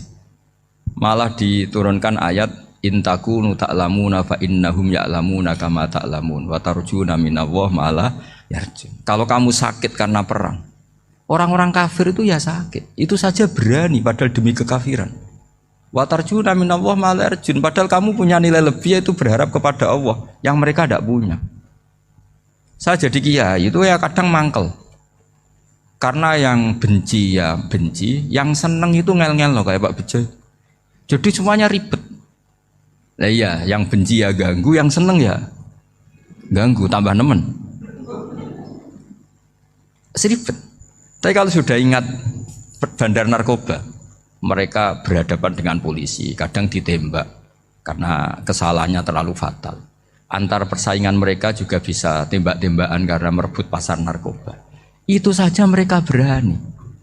Kok kita yang jadi kiai kadang dicium tangannya, dihormati gak berani, hanya takut apa ya, musibah-musibah kecil lah, atau problem-problem kecil. Lah iya, kalau kita bandingannya gitu. Kalau kamu mau tahajud kedinginan, itu masih nanti dihisab Allah itu gitu. Maling ayam itu keluar malam-malam, hanya dapat ayam. Itu gak takut dingin. Ya gak takut digebuki masa. Kamu mau tahajud saja takut dingin. Makanya nanti hisabnya orang soleh itu nanti dijajarkan orang dolim. Terus diperbandingkan. Wah itu habis kamu kalau itu. Jadi misalnya Unisola mau rapat, tapi ini malam, kalau malam dingin nanti sama masuk angin. Wah anak-anak pang di perapatan aja berani kamu. Kalau sudah perbandingannya gitu tuh ribet kita nanti. Makanya itu kalimat itu moto atau filosofi hidup. Sehingga diulang lagi nasihat itu.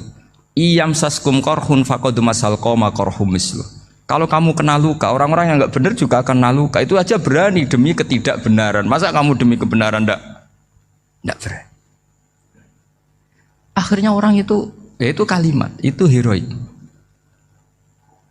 Makanya kita ini penting ya, makanya tadi himne Unisula dimulai kalimat thayyibah. Karena kalimat ini yang menjaga kita kalimat ini. Misalnya tentang Tuhan. Kenapa orang Islam imannya kokoh seperti ini, termasuk yang sudah hidup di Amerika, di Australia, di mana-mana. Itu ya barokahnya ajaran atau barokahnya kalimah. Saya sebut kalimah saja pakai bahasa santri. Karena la ilaha illallah itu dalam tradisi santri disebut kalimatu haqqin alaiha nahya wa alaiha namut wa alaiha nub'ats. Ada yang riwayat wa biha nub'ats insyaallah taala minal aminin.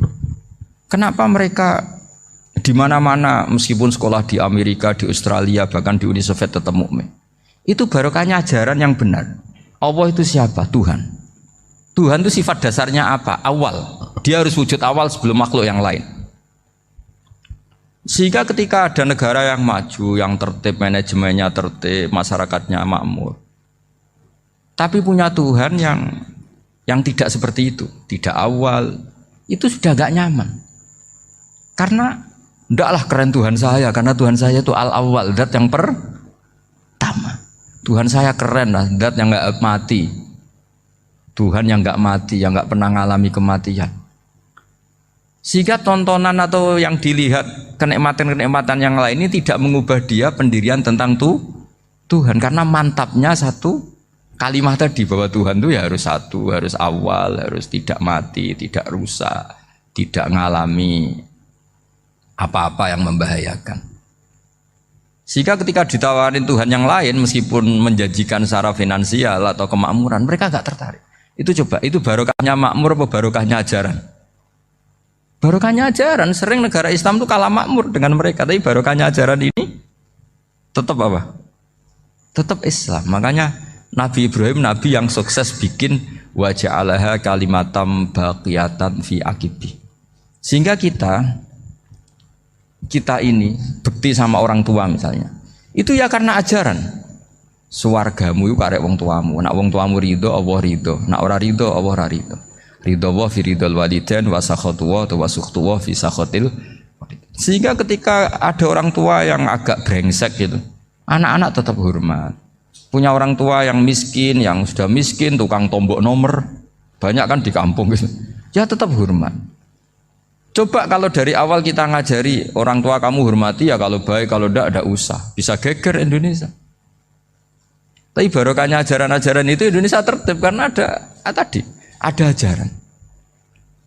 Nah ini di sini pesantren dan Unisula semua harus berkontribusi membuat ajaran yang benar itu adalah ciri utama Islam. Sehingga Islam ini dimulai dengan ajaran kalimatu haqqin alaiha nahya wa alaiha namut. Sehingga kita tenang seperti ini. Saya ini termasuk kiai yang tenang. Meskipun kata orang banyak saya ini kiai besar, tapi termasuk kiai yang paling tenang. Termasuk yang paling tenang. Karena saya ini pakai mazhab orang-orang hebat. Saya berkali-kali cerita, orang kayak Imam Syafi'i itu orang yang luar biasa. Saya berkali-kali cerita, orang yang tadi nyium tangan kamu ya Imam Syafi'i, di belakang tuh ngerasani kamu, menghujat kamu. Jawabannya enak saja. Berarti saya alhamdulillah orang yang wibawa. Buktinya di depan saya nggak berani. Jadi enteng saja. Diceritain sebagian kampung, sebagian separuh dari warga kamu itu nggak suka kamu. Ya bagus lah nggak suka saya, nggak akan utang duit saya. Di mana-mana orang utang itu karena teman dekat. Kalau nggak seneng pasti minimal nggak utang, nggak pinjam mobil, nggak pinjam apa. Berkah mana yang seneng sama yang gede? Jadi dianggap enteng saja. Semua yang dialamin dianggap enteng saja. Misalnya punya istri pemarah, ya baguslah marahin suami. Kalau marahin tonggo malah ribet. Jadi kamu harus terima kasih kalau dimarahin istri. Baguslah marahin saya mah, kalau marahin tonggo ribet. Jadi enteng saja. Tapi kita sekarang itu karena nafsu ya, sehingga menghadapi hidup ini ribet. Ulama dulu kalau mau mati itu senengnya bukan main. Sudah lama saya ini ingin gak maksiat. Kayaknya gak maksiat paling efektif itu mati. Ya tidak apa-apa Gusti, kalau sebaiknya mati ya mati aja. Enteng saja. Jadi melihat kematian itu akhir dari segala keburukan atau potensi keburukan. Apapun baik kita sekarang, suatu saat mungkin kita gak baik. Yang bisa menghentikan ketidakbaikan atau potensi ketidakbaikan itu apa coba? Mati kan? Berarti mati itu mengerikan apa menyenangkan? Mesti kamu tidak berani menjawab. Meskipun secara ilmu kamu berani, tapi secara rasa agak berani kan? Saya ulang lagi ya, yang bisa menghentikan keburukan atau potensi keburukan itu apa coba? Apa? Kematian. Berarti kematian itu menyenangkan atau menyusahkan? Apapun kamu tidak berani jawab karena kamu agak-agak duniawi itu kelihatannya. Tapi secara ilmu, kamu tahu kan kalau mati itu tidak buruk-buruk banget. Karena apa? Itu akhir dari segala keburukan. Sehingga Nabi ngajarkan kalimat itu begitu luar biasa. Allahumma ahyini maka natil hayatu khairan li wa tawaffani maka natil wafatu khairan li. Nabi melihat dunia itu begitu indah. Ya Allah, kalau saya ini hidup, anggap saja hidup ini ziyadatan li fi kulli khairin, menjadi modal saya menambah segala kebaikan. Jika suatu saat saya mati, anggap mawon rohatan li min kulli syarrin, itu akhir dari segala keburukan saya. Sehingga mati hidup ya baik karena di situ kita bisa berkontribusi beramal soleh. Mati juga baik karena mengakhiri segala keburukan. Nabi nate ngendikan lagi, ajaban li amril mukmini inna amrahu kullahu khair. Orang mukmin itu mengagumkan, semuanya baik.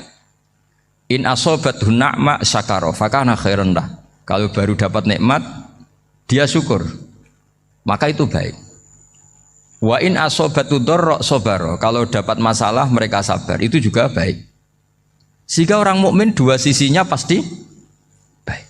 Itu juga kalimat, maksudnya moto atau pegangan hidup. Nah berikut ini saya beri contoh, ini kenangan saya, ini contoh terakhir. Masalah jadi orang terkenal maupun tidak.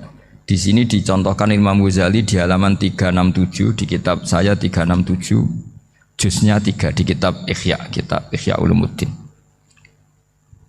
Di sini beliau cerita betapa untuk menjaga ikhlas sebaiknya orang itu tidak terkenal, tidak syuhrah, tidak terkenal. Oke, itu kita sepakat ya, karena kalau terkenal mungkin orang dipaksa publik dengan tanda kutip untuk selalu berbuat baik, tapi karena jaim lah, jaga image atau apa. Tapi ketika dibalik pertanyaannya, kamu rela yang terkenal itu orang nggak benar, sementara yang orang benar itu nggak terkenal. Lalu masyarakat tahunya yang tidak benar. Kalau pertanyaannya dibalik gitu, orang baik wajib terkenal enggak? Kalau pertanyaannya dibalik seperti itu. Dokter yang benar tidak terkenal, yang malpraktek terkenal. Kamu ingin kondisi seperti itu? Gak ingin kan? Kampus yang bagus gak terkenal, kampus yang bagus gak terkenal, yang gak bagus. Nah, artinya apa? Gara-gara olah kata, olah pikiran, ini logika jadi rubah. Lagi-lagi apa? Jawaban itu ada di kata-kata sebetulnya. Makanya bab-bab seperti ini tidak usahlah kita berdebat, berpolemik. Sebaiknya orang itu humul, menutup diri, apa sebaiknya orang terkenal, itu nggak perlu seperti itu. Sudah terserah Tuhan saja. Makanya saya mulai dulu ngaji sampai sekarang itu ya tidak punya punya ikon tertentu atau punya website tertentu, enggak. Sudah terserah pangeran. Saya juga tidak sok suci materialistik atau enggak, ya tidak mikir saya. Bukan apa-apa ya, karena saya ini kiai, jadi biasa urusannya sama Allah, tidak sama makhluk. Jadi pusing kalau sama sarah-sarahnya makhluk itu pusing. Meskipun rektor kalau nasihati saya pasti tidak saya terima, itu tetap makhluk, itu sudah ada ngefek kalau saya itu sudah ada itu. Bukan karena saya sombong, ya memang makhluk betul gitu, bukan. Cuma nasibnya bejo aja, tapi makhluk tetap makhluk. Saya beri contoh ya. Ini makalah yang ditulis Imam Ghazali. Ya. I'lam aslahaka Allah anna aslal jah wa intisarus sayyid atau sayyidi wal istihar wa huwa mazmum itu. Balil mahmudu al-khumulu illa man saharahu wa ta'ala linasri dini min ghairi takallufi talabi syuhrati minhu. Jadi kalau kamu ingin ibadah kamu selamat, ya kamu jangan terkenal. Tapi resikonya adalah kalau kebaikan itu tidak terkenal, maka enggak dikenali. Kalau enggak dikenali berarti masyarakat hanya punya percontohan yang tidak baik, karena yang baik tidak terkenal. Jadi itulah ulama-ulama dulu. Jadi apa-apa itu dibanding-bandingkan. Kemudian nanti kelihatan, jawabannya itu kelihatan. Jadi ulama dulu itu biasa ngarang misalnya afatun nikah, sisi negatifnya nikah. Harus ngurmat istri, harus macam-macam, kalau terlantar itu ya dosa. Seperti tadi Pak Marsudi cerita Kalau orang ngapalkan Quran itu takut lupa. Kalau lupa itu jadi dosa. Pertanyaannya, kalau semua orang takut lupa, takut dosa, semua orang nggak hafal Quran karena potongan-potongan lupa. Cara berpikir tidak seperti itu. Kalau berpikir ya namanya hafalan ya inginnya hafal, kan nggak ingin lupa. Lah nanti kalau takdirnya lupa karena hal-hal yang dimaklumi oleh syariat itu nggak yang termasuk dosa. Yang dosa itu lupa tak liwiri udhrin syar'iyyan, lupa yang tidak ada sebab yang apa? Syar'i. Tapi lupa bawaan EQ-nya tidak bagus. Lupa bawaan sering dibentak. Oh itu nggak masalah karena bawaannya orang tertekan itu ya lupa. Coba kamu hafal Quran, terus punya kredit jatuh tempo. Pas hari itu aku yakin nggak cerdas sudah. Itu bawaannya orang tertekan itu pasti lupa. Jadi ya saya teruskan ya. Jadi terus ada makalah yang sangat bagus sekali tentang itu. Saya baca ya. Wa yadullu ala dzalika anna Allah azza wa jalla amaral anbiya'a bi idharil amali lil iktida wa khassahum bi mansibin nubuwah. Wa la yajuzu ayyudhanna bihim annahum khurrimu afdhalal amalen. Jadi orang yang terlalu mendewa-dewakan khumul itu menutup diri. Oke itu baik karena dengan khumul, dengan menutup diri Anda tidak riya, Anda tidak pamer. Tapi kata Imam Ghazali, kamu juga harus ingat di antara syaratnya Nabi itu harus mengumumkan kalau beliau itu seorang Nabi. Harus memaklumatkan kalau beliau seorang Nabi supaya bisa diikuti. Caranya sholat harus diumumkan sehingga Nabi itu mengatakan harus jamaah. Karena dengan cara jamaah itu bisa shollu kama ra'aitumuni usolli. Coba kalau Nabi sholatnya nggak diperlihatkan, kamu harus sholat yang benar. Caranya gimana ya Rasulullah? Itu rahasia. Bingung nggak kira-kira? Bingung nggak?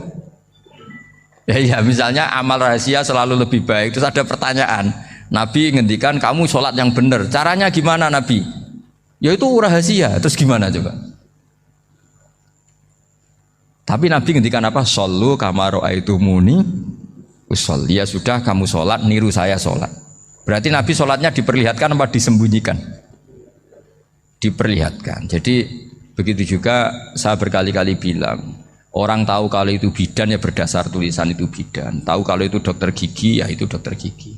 Jangan sampai gara-gara tidak ada tulisan mau beli alat bangunan di dokter gigi, mau periksa gigi di toko bangunan. Gara-gara apa? Nggak ada maklumat. Nah, di sini ulama-ulama selalu memaklumatkan dirinya.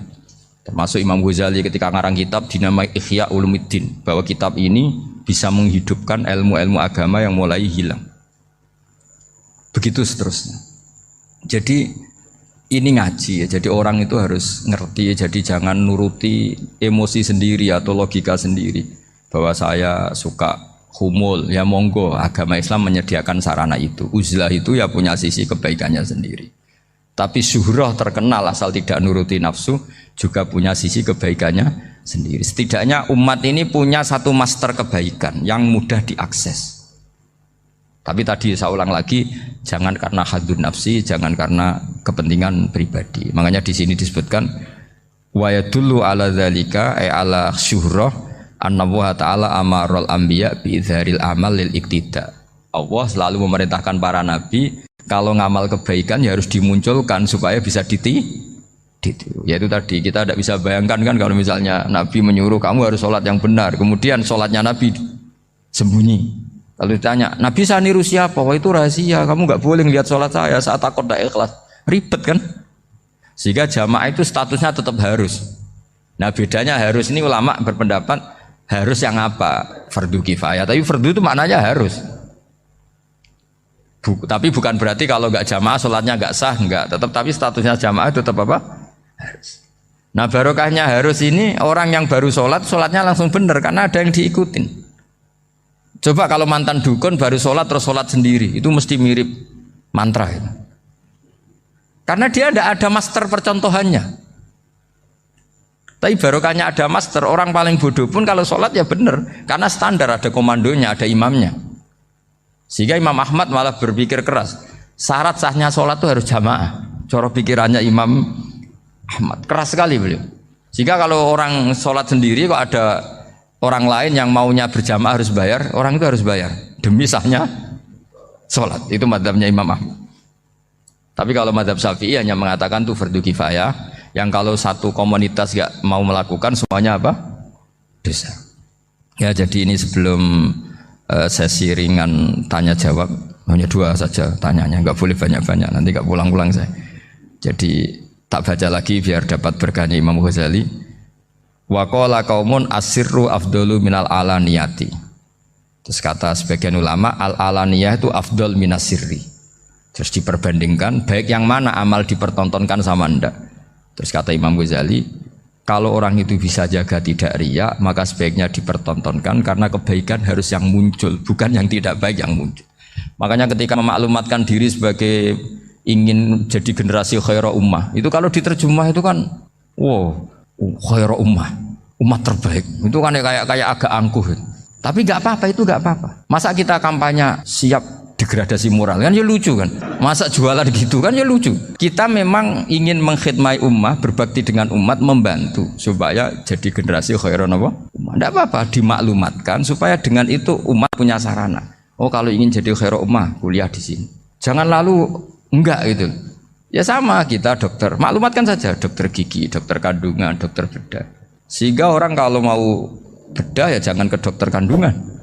Jadi barokahnya maklumat ya. Jadi saya mohon sekali ini, saya sendiri sebetulnya orang yang nggak siap terkenal sebetulnya, tapi ya sudah terserah Allah saja. Kalau itu cara Allah menyebar kebaikan, ya monggo. Pokoknya kita tawakal saja sama Allah Subhanahu wa Ta'ala. Ya saya kira demikian. Assalamualaikum.